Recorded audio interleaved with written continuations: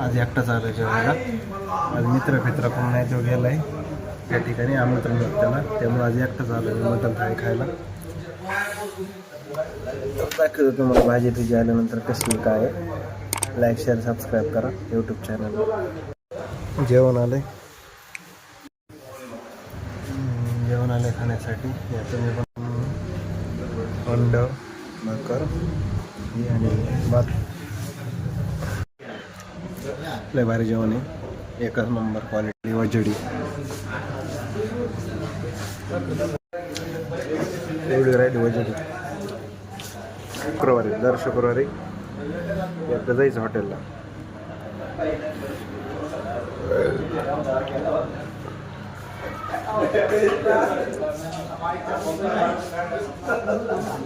साप त्याला म्हणलं काय फुकट खातो, चल हॉटेलला.